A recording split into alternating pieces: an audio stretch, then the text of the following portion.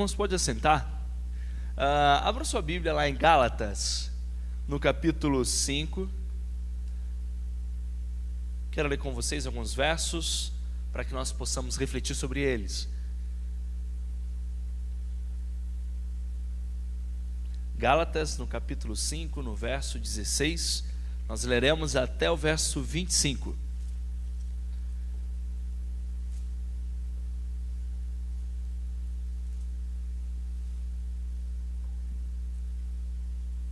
A palavra de Deus diz assim: digo, porém, andai no Espírito, e jamais satisfareis a concupiscência da carne.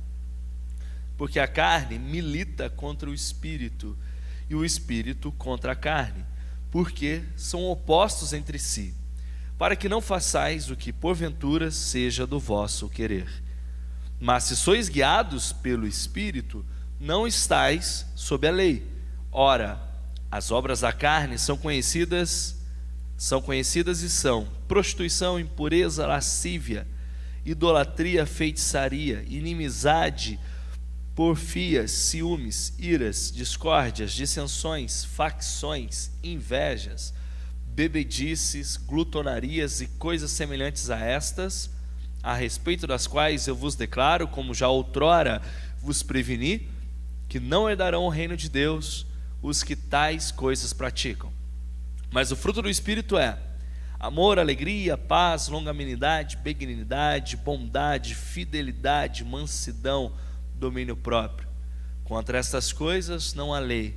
Os que são de Cristo Jesus crucificaram a carne com as suas paixões e concupiscências. Se vivemos no Espírito, andemos também no Espírito. Feche seus olhos, oremos mais uma vez. Pai, que a Tua palavra possa iluminar as nossas mentes, aquietar o nosso coração e nos despertar para uma vida contínua, de contínuo crescimento na Tua graça. Peço que o Senhor nos ajude a compreender a respeito da Tua santa, poderosa, imutável e perfeita palavra. Peço que o Senhor nos ajude, fazendo que o nosso coração se abra para a Tua voz e que Teu Espírito me use para louvor e honra do santo nome de Jesus Cristo. Amém. Irmãos, entender um pouco sobre... Todos vocês já entenderam e já ouviram, já decoraram as obras do Espírito, as obras da carne e o fruto do Espírito. Já passamos por diversas vezes na escola bíblica dominical ou nos estudos, decorando isso, compreendendo isso. E há muitas coisas que nós possamos refletir aqui. Eu quero refletir com vocês algumas coisas importantes. Primeiro, quero falar um pouquinho a respeito desse desejo da carne e o desejo do Espírito que luta dentro de nós. Depois eu quero falar com vocês como é que a carne opera e, por fim, como que o Evangelho responde a essa tensão cósmica ou essa luta dentro de nós e como a gente pode crescer. Se nós olharmos um pouco para o contexto do pessoal da Galácia, de Gálatas, nós veremos algumas coisas interessantes. Primeiro, precisamos lembrar que aquela igreja que fora plantada na Galácia estava passando por uma situação bem difícil. Uns acreditavam que eles poderiam ser justificados pela obra da lei, outros, que era o correto, acreditavam que era apenas acreditar em Jesus Cristo, que a justiça vinha por causa da graça de Cristo Jesus, pelo sacrifício vicário dele, mediante a fé. Então havia uma divisão dentro da igreja, uma divisão entre a turma da circuncisão e a turma da incircuncisão, da turma que acreditava que a salvação, a justificação era pela graça. Então a igreja se dividiu, havia então um grupo de um lado, um grupo de outro lado, e havia toda essa briga, que a gente fala xenofóbica, né? De pessoas com culturas diferentes, um protegendo o seu lado, outro protegendo o outro lado. Os judeus, os religiosos com a circuncisão. Aqueles gentios que haviam conhecido o Evangelho por meio da graça de Jesus Cristo, por meio da fé, acreditavam que a justificação não dependeria da obra da lei, da prática da lei. E eles estavam corretos. Mas pense nessa briga toda. A igreja se divide, a igreja se separa, a condenação dos religiosos sobre aqueles que estavam chegando pela primeira vez ao evangelho ou ao cristianismo. E aí Paulo, ele vai lá com alguns irmãos para poder olhar o que estava acontecendo naquela igreja. Alguns, como Pedro, por exemplo, era a favor da turma da religiosidade. Isso mostra que também a gente tem essa tendência e tem essa tensão dentro do nosso coração de sermos inteiramente religiosos. Tiago era dessa turma também. Então é que Paulo vai chamar a atenção de Pedro lá. E aí Paulo agora, nesse exato momento, no capítulo 5, ele está dissuadindo o pessoal a deixar de acreditar que a justificação, que a salvação depende da prática da lei. Olha que interessante, porque se nós dependêssemos apenas da lei, apenas de uma performance religiosa, eu então não preciso de um Salvador, porque é só cumprir uma determinada regra, uma determinada prática, então eu sou justificado. Agora, se vocês têm consciência do erro de vocês, e todo mundo tem consciência numa menor ou numa maior profundidade, das suas falibilidades, das suas mazelas, é óbvio que se você descobre um jeito de arrancar a culpa dentro de você, e fosse, por exemplo, pela lei, você ia lá e cumpria a lei. Afinal é fácil, né? Afinal você está dizendo assim, poxa, eu vou ficar bem, eu vou ficar em paz se eu subir essa escada correndo. Então é óbvio que eu vou subir essa escada correndo. Então é só eu subir de joelho, por mais que doa meu joelho, eu vou fazer isso, porque é muito mais fácil fazer isso do que acreditar naquilo que você não vê.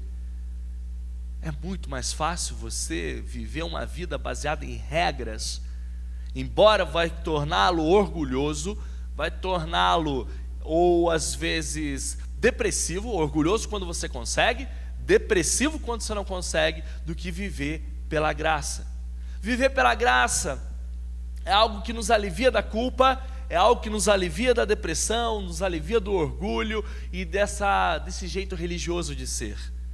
Não é fácil viver pela graça, mas através do santo poder do Espírito Santo, que regenerou nosso coração, coloca a fé aqui dentro para nós acreditarmos, nós conseguimos todos os dias crescer nela, desde que a gente ande nela.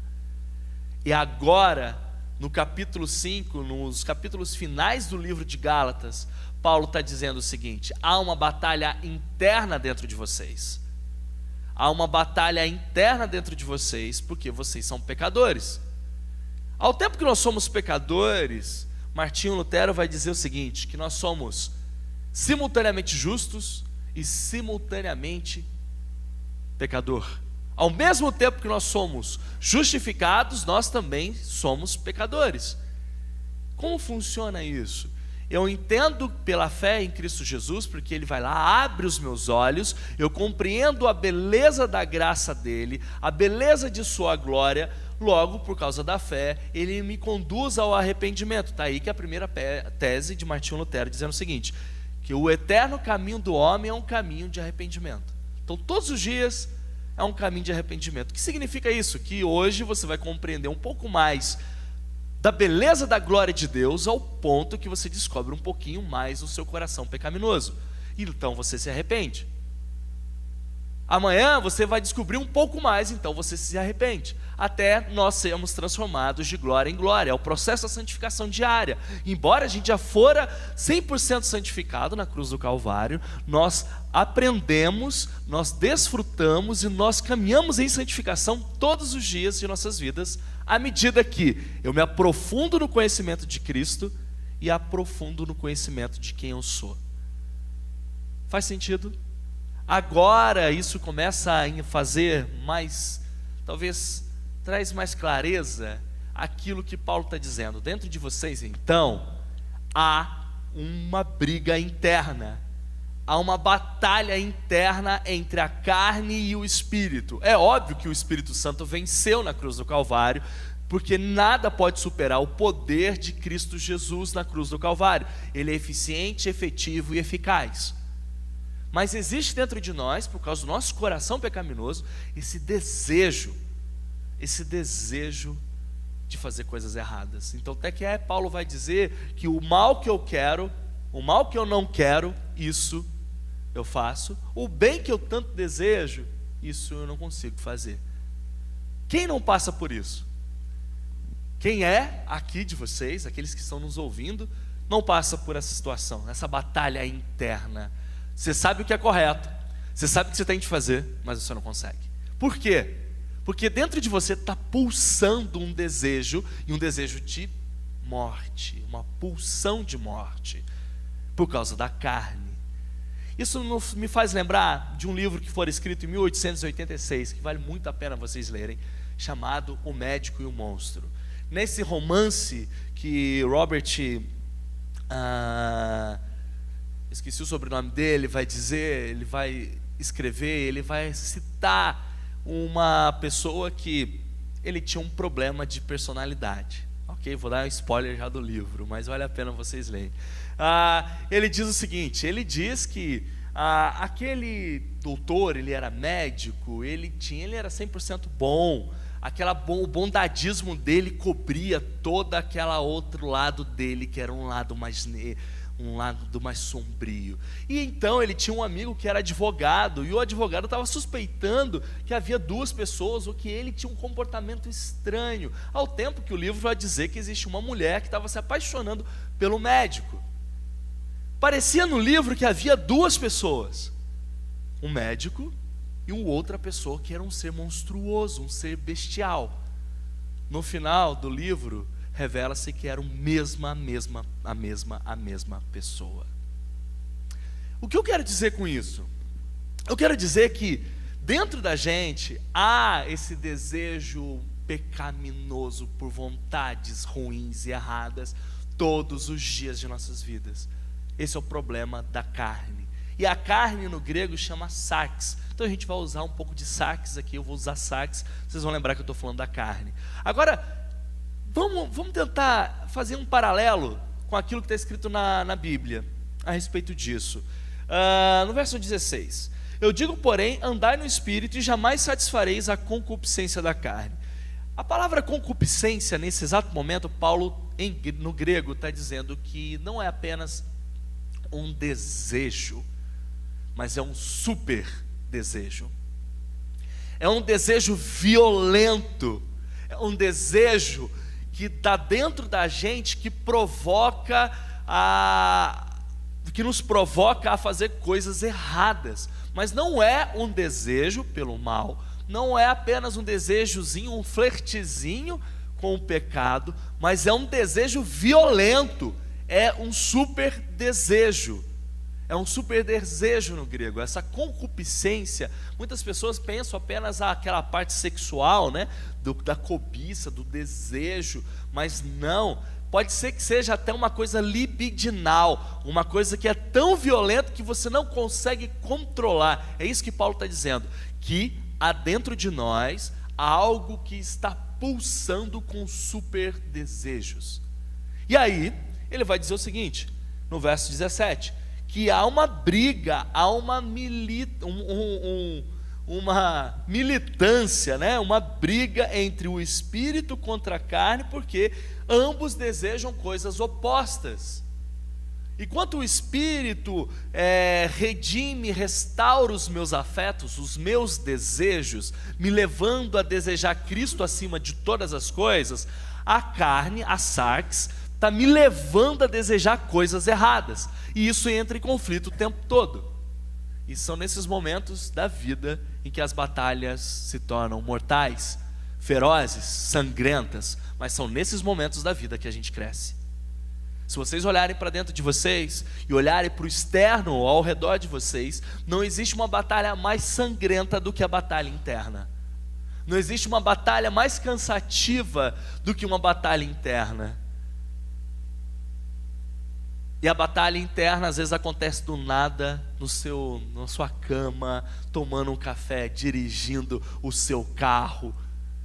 Talvez não precise em nenhum momento assim que deflagre isso, talvez do nada ela pode vir. Os desejos da sarx vão ficar provocando vocês, lembra sarx, carne? Vão ficar provocando vocês o tempo todo, enquanto o Espírito Santo está lá, dizendo que não, ele vence essa batalha. Mas durante esse meio tempo da batalha, ou esse acontecer da batalha, muitas pessoas cansam, muitas pessoas desistem, Muitas pessoas surtam, muitas pessoas sangram, mas aqui o Senhor nos chama ao crescimento. E não há nenhum lugar, ou não há nenhum momento que te faz crescer, se não for nesse momento de guerra. São os momentos de guerra que faz você crescer, é ou não é? São os momentos de batalhas que fazem você ser uma pessoa diferente. E é na batalha interna onde você mais cresce. É aqui dentro, ó.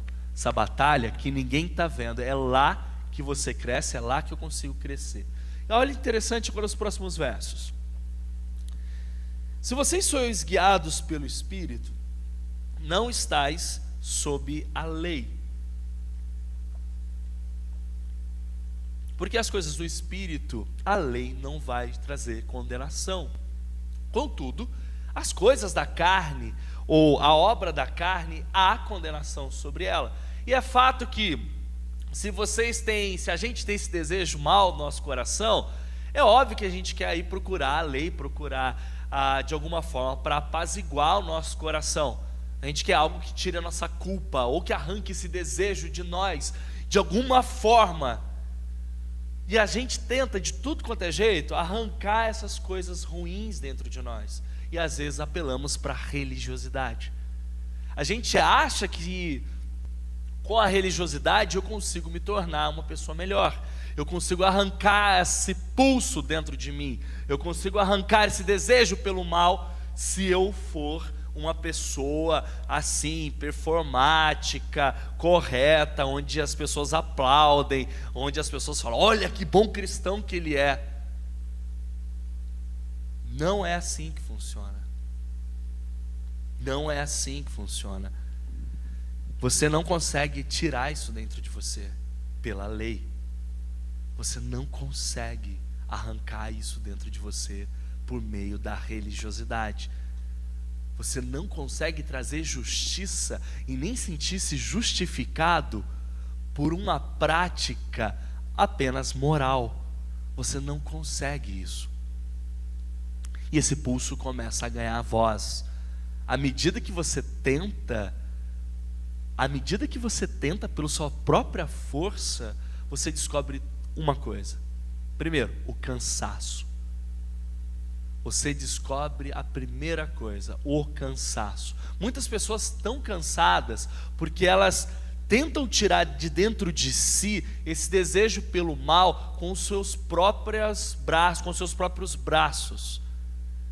E se você olhar para as Sagradas Escrituras, a gente vai perceber que não sou eu que salvo, não sou eu que tiro, mas é o Senhor que tira de mim. E como é que Ele tira isso? Vivendo dentro de mim, me mudando todos os dias.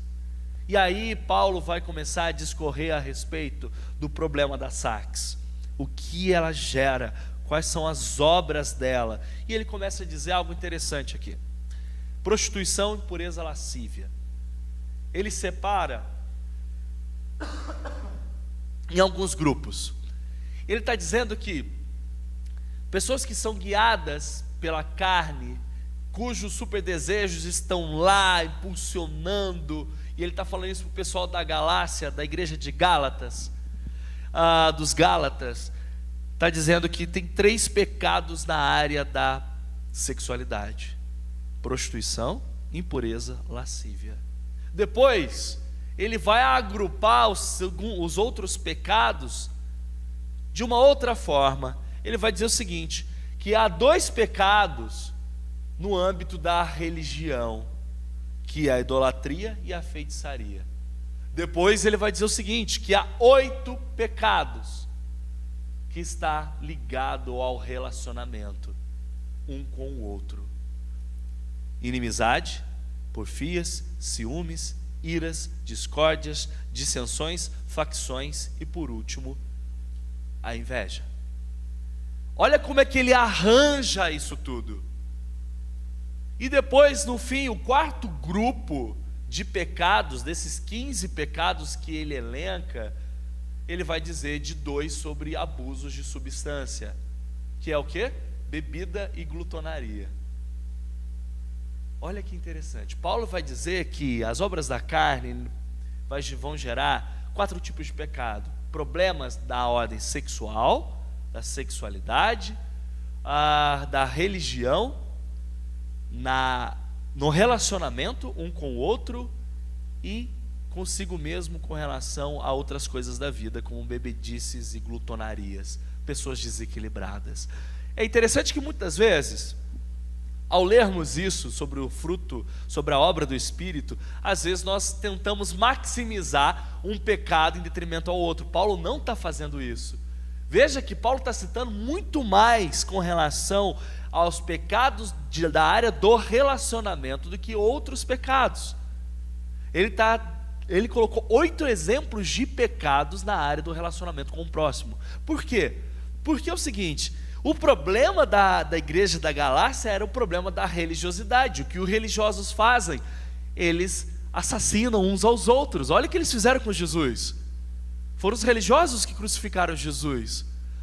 Os religiosos, eles condenam o próximo. Os religiosos, eles não conseguem se relacionar com pessoas que são humanas, que de repente elas têm os problemas internos, e aqueles problemas internos eles aparecem para o próximo. O que o religioso faz? Ele condena, ele separa e não consegue se relacionar. Paulo, ele traz uma grande menção aos pecados correlacionados ao relacionamento. 8 tipos de pecados que a obra da sarx, que os desejos egóicos, ególatras dentro do nosso coração, lá no íntimo, provocam. Traz um grande desequilíbrio em nossas vidas. Nós não conseguimos relacionar com a gente e nem com o próximo. Todos os outros afetos nossos conseguem ser pervertidos por causa da obra ou desses super desejos da sarx. Faz sentido? Paulo, ele cita todos esses exemplos separando em 4 grupos, mostrando que o quão problemático é, o quão duro é esta guerra que milita dentro dos nossos corações, entre os bons desejos e os maus desejos. E óbvio que o contexto dessa igreja era uma igreja que estava passando por dificuldades nos seus relacionamentos. Agora pensem comigo, analisem vocês. Toda vez que vocês desejarem satisfazer os seus próprios desejos, e às vezes por um desejo bom se transformar em algo ruim, ele é assim, você pode passar do limite rapidamente. Exemplo, você pode ser uma pessoa focada e de repente do nada se tornar uma pessoa obsessiva. Você pode amar ao ponto que você sufoca. Você pode cuidar ao ponto que você inibe. Qual é o limite entre um e outro? É muito tênue, é muito difícil. Você pode simplesmente satisfazer com o almoço ou se tornar um glutão. Você simplesmente pode fazer algo bom e transformar aquele algo bom em algo ruim. E encontrará justificativa para tudo. Ou seja, é muito tênue a linha entre esse desejo bom e esse desejo ruim.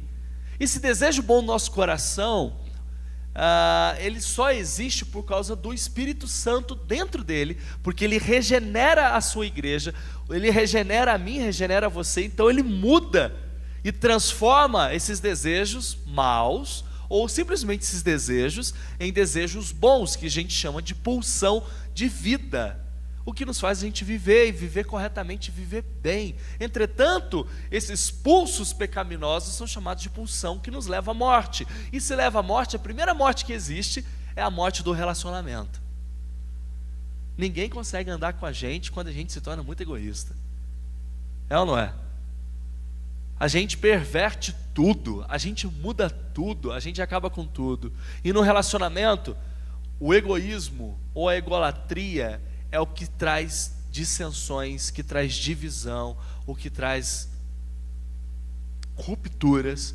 Veja aquilo que nós tentamos fazer. Nós tentamos assumir o lugar de Deus, pensamentos egoístas. Nós tentamos assumir o lugar do próximo, pensamento egoísta. Olha como o egoísmo, a egolatria, o pensar em si mesmo, isso são desejos maus, fazem com que a gente acaba rompendo relacionamentos. E a religiosidade, ela faz isso com a gente. Porque a religiosidade não é a respeito de Deus. A religiosidade não é a respeito do próximo. A religiosidade é a respeito de mim mesmo, para eu me sentir bem no final, cumprindo um pacote de regras, para receber um aplauso, como é que fala? Uma batida nas costas aí, e falar, bom trabalho.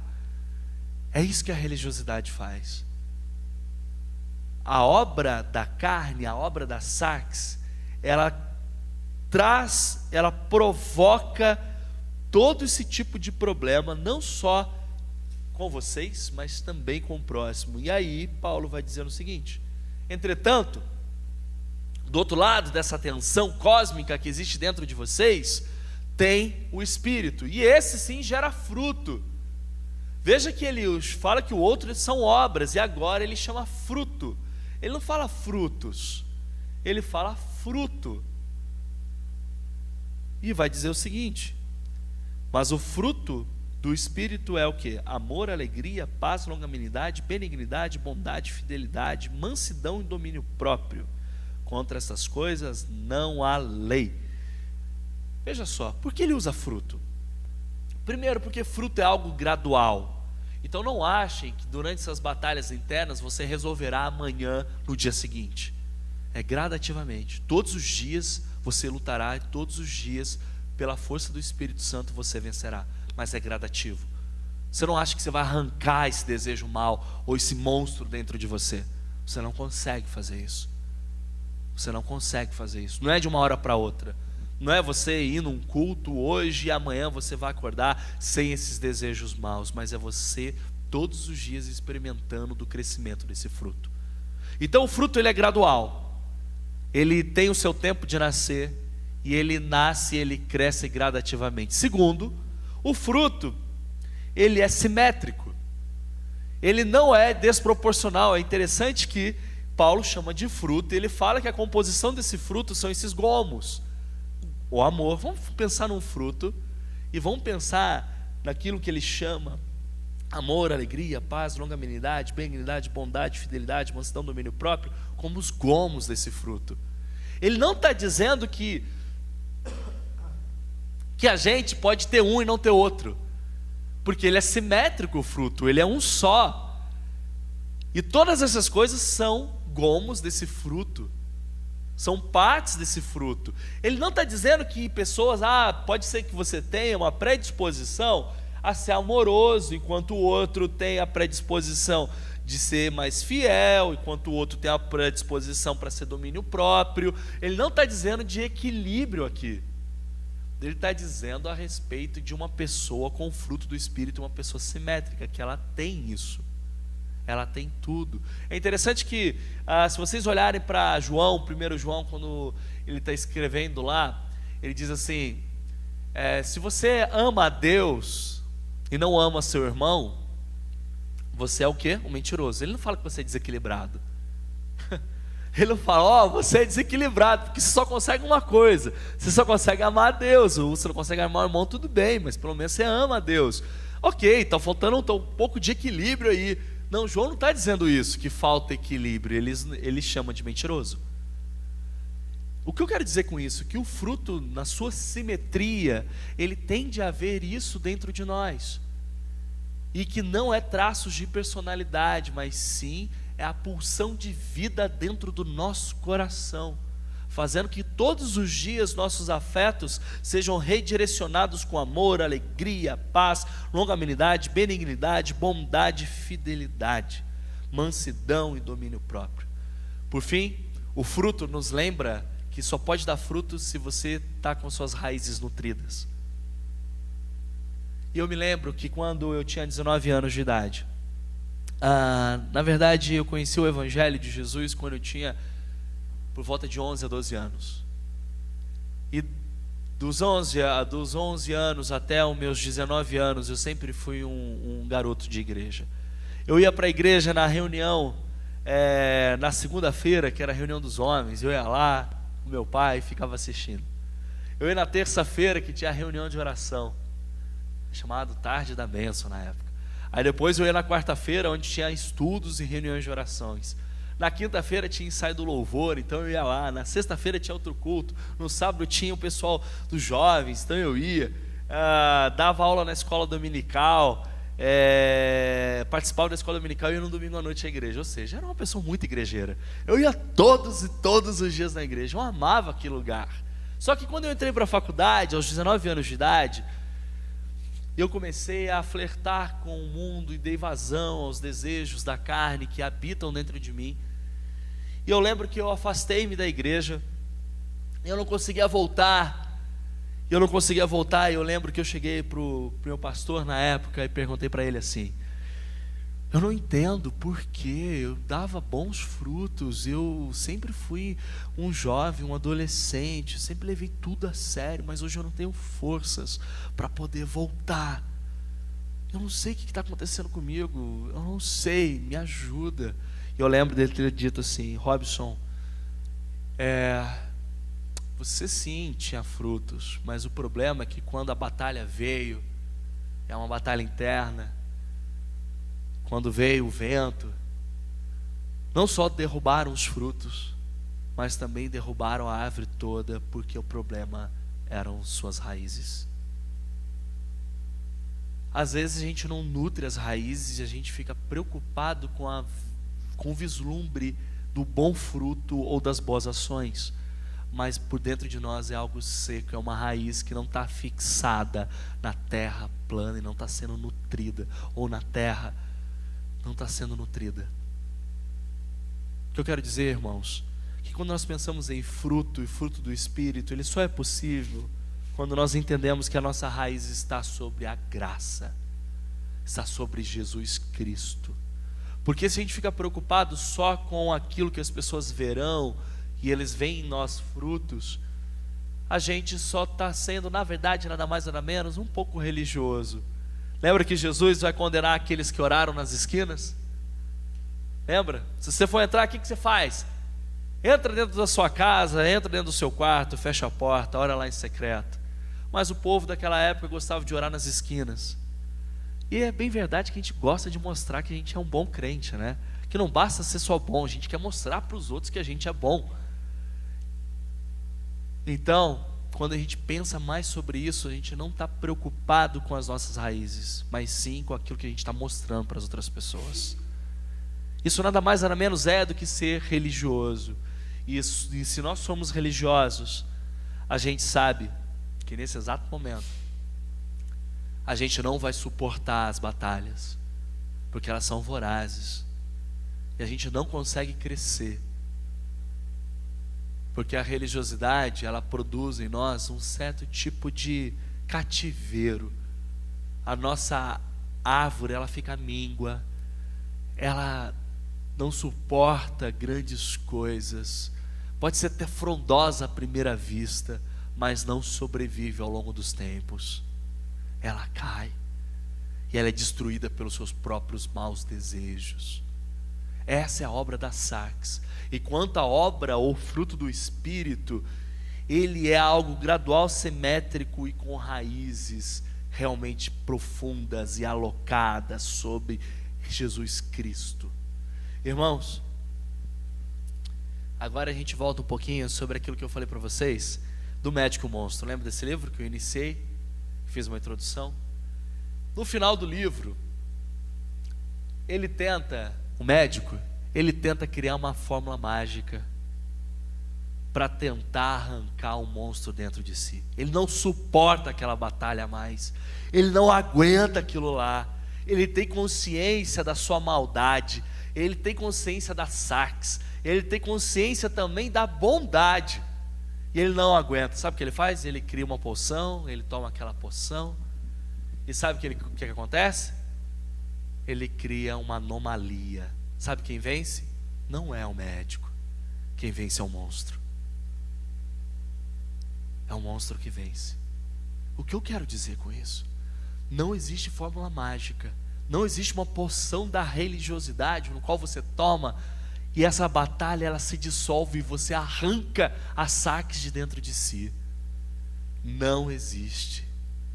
Não existe. Se vocês tomarem a porção da religiosidade, vocês criarão uma anomalia. Vocês criarão uma anomalia. O monstro vencerá. Mas se vocês beberem de Cristo Jesus, que é a água da vida, o evangelho puro, genuíno, essas coisas vão diminuindo na sua vida.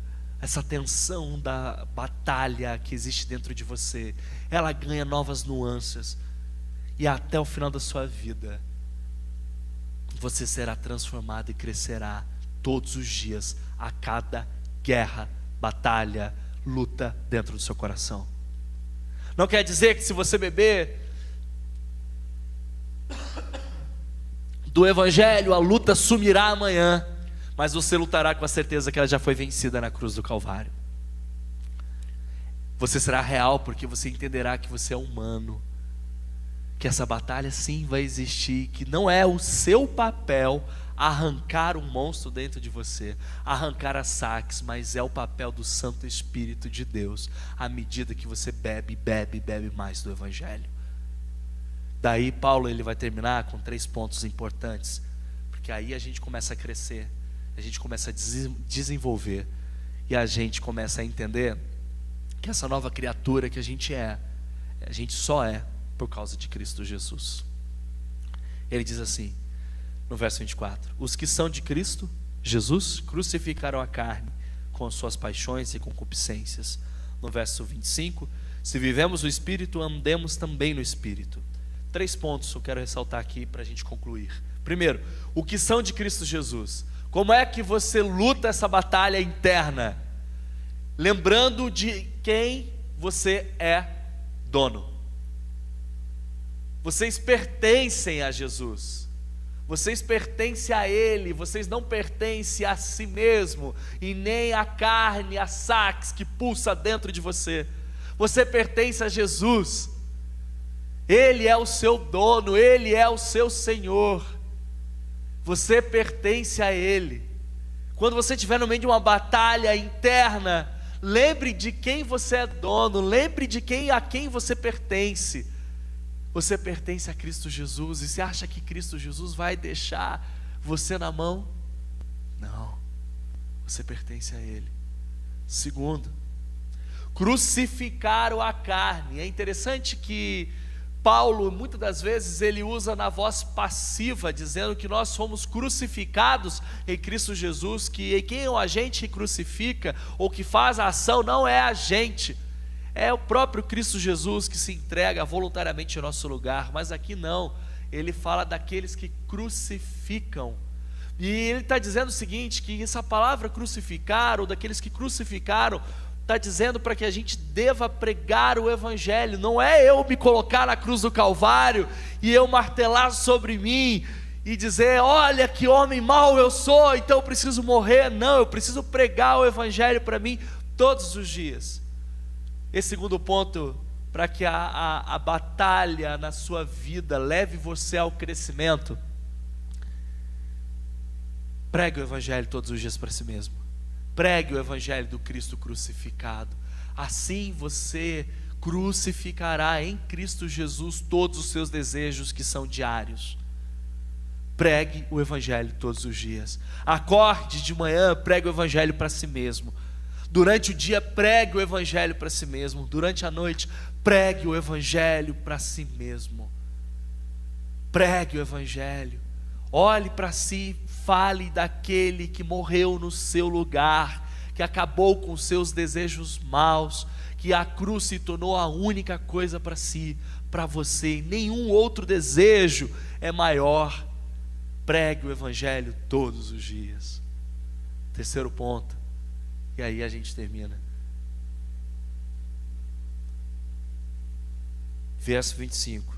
Se você vive no Espírito, ande também no Espírito. Ele está dizendo que no Espírito, na caminhada da vida, a gente precisa andar nele.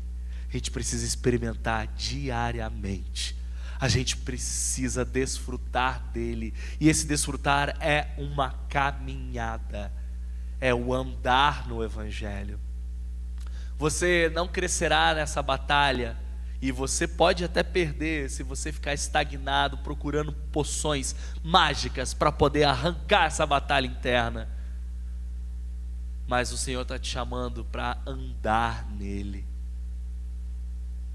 ande no Espírito, desfrute de intimidade com Ele, passa e gastem tempo cheios, experimentando da plenitude de Cristo Jesus por meio do seu Santo Espírito que habita dentro de vocês. Como? Orando, fazendo suas devocionais, lendo as Sagradas Escrituras, se alimentando e vivendo na fé todos os dias. E o mais interessante, esse andar é um andar diário, é uma caminhada que se dá a passos curtos, não é uma corrida, não é corram, é andar.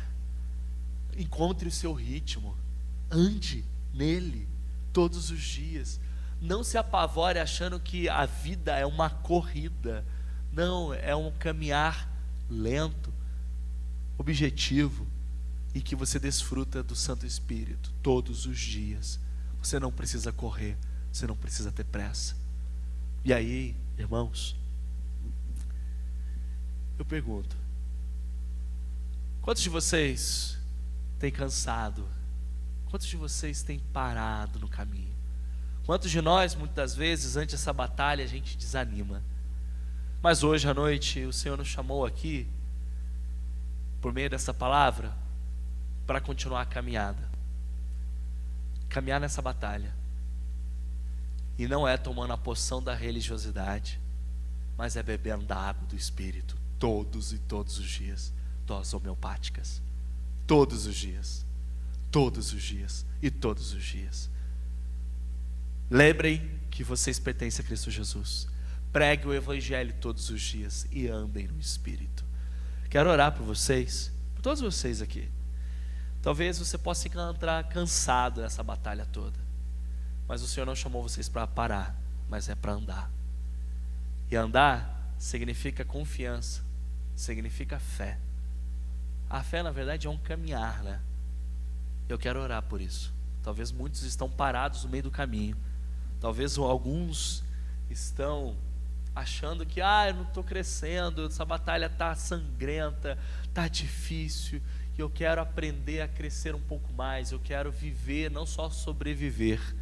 Então eu quero orar por você, para que você continue andando. Se você tem andado, irmãos, ajude os outros irmãos a andarem no Espírito. Leve essa mensagem que a batalha existe e que não é necessário tomar nenhuma poção mágica, porque Cristo Jesus bebeu o próprio cálice, e esse cálice só Ele bebeu. Vamos colocar de pé?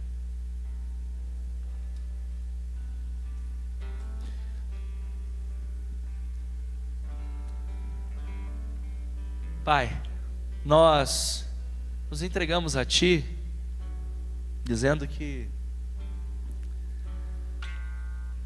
embora no nosso coração existam desejos pecaminosos, existam desejos e super desejos das sarques,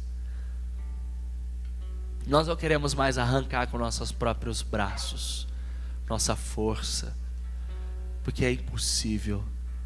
E a gente quer confessar que a gente anda um pouco cansado de fazer isso com as nossas próprias forças. Nós não queremos mais sair correndo à procura de poções mágicas que arranquem dentro de nós essa tensão cósmica que existe nessa batalha toda.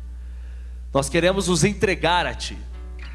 Nós queremos nos entregar ao pertencimento. Nós queremos nos entregar ao Evangelho do Cristo crucificado.